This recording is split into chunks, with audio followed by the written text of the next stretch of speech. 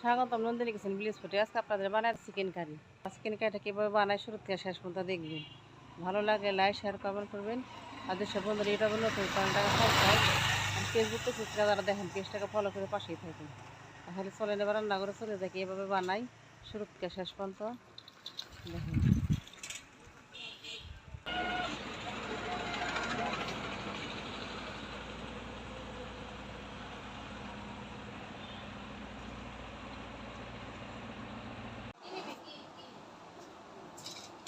Chicken curry বানাবো সরষের তেলে, কড়াইতে সরষের তেল দিয়ে দেবো।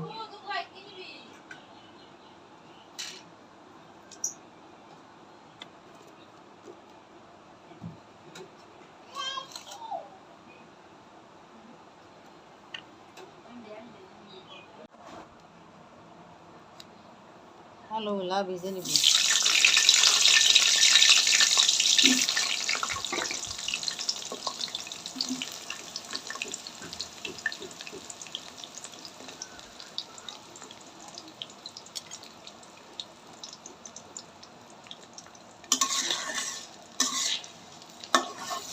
লাল লাল করে আলুগুলা ভেজে নিব। আলুগুলা ভাজা হয়ে গেছে, বা নামাই নেব।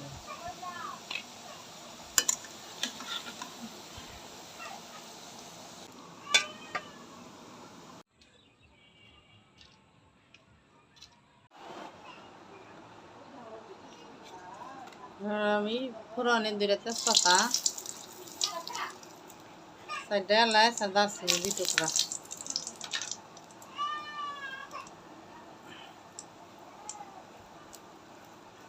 এবার দিয়ে দেবো পেঁয়াজ কুচি।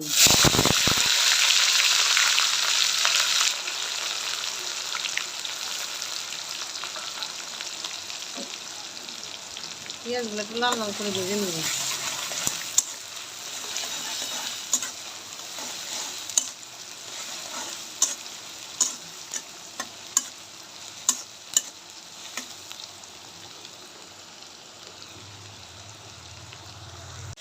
পেঁয়াজটা লাল লাল করে ভাজা হয়ে গেছে, এবার আমি বাকি মশলাগুলো দিয়ে দিব।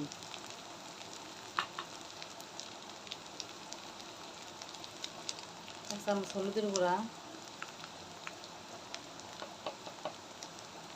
1 চামচ ধনিয়ার গুঁড়া,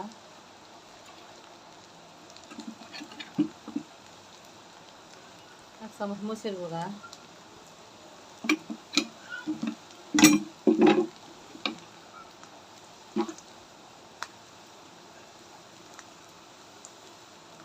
আদা রসুন বাটা 2 চামচ,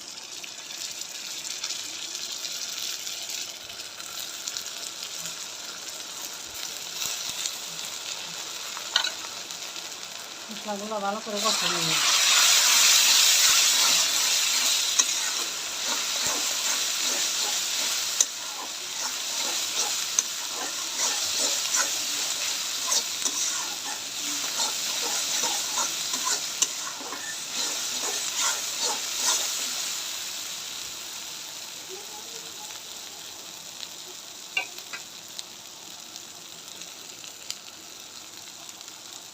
মশলাটা কষানো হয়ে গেছে, এবার আমি টক দইটা দিয়ে দেবো, ফেটিয়ে রাখা টক দই।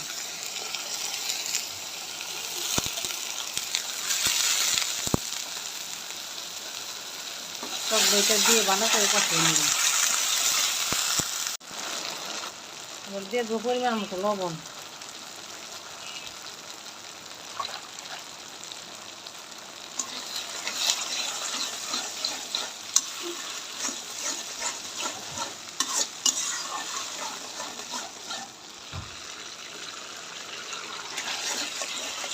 মশলাটা ভালো করে কষাই নেব। মশলাটা ভালো করে না কষাইলে মশলার কাঁচা একটা গন্ধ আছে, ওটা ভালো লাগবে। এই জন্য ভালো করে কষাই নেব।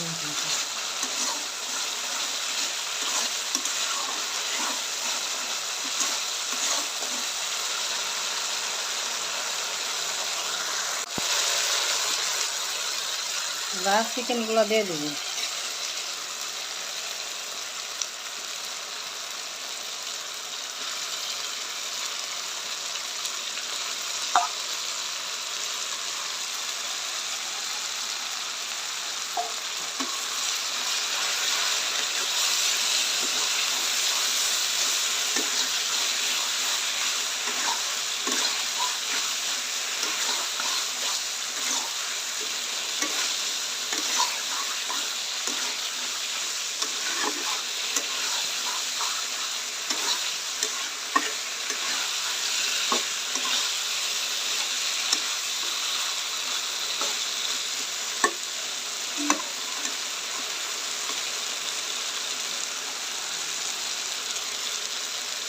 ঢাকনা দিয়ে রেখে দেব।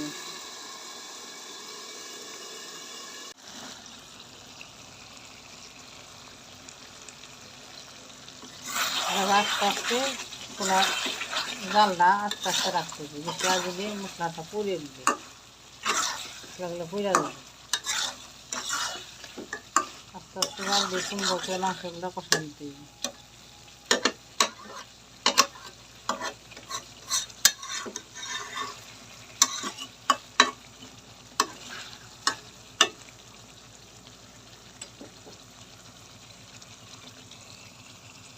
কত সুন্দর চুলার জালটা আস্তে রাখবেন, মাংসটা কত সুন্দর কষার সুন্দর হবে।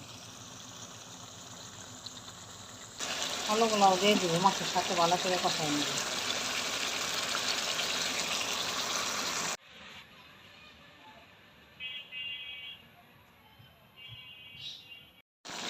মাংসটা আমার কষানো হয়ে গেছে, মাংসের থেকে তেল বেরিয়ে আসছে, মাংসটা আমার কষানো হয়ে গেছে।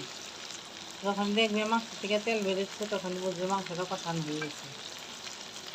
এবারে অল্প করে জল দিয়ে দিবি।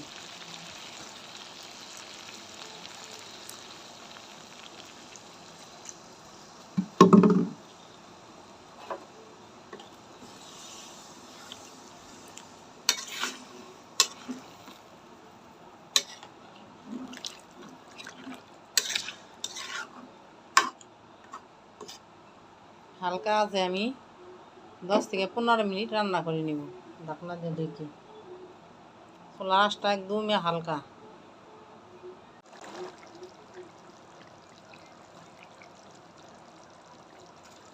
চিকেন কারি হয়ে গেছে, এবার নামাই নেব।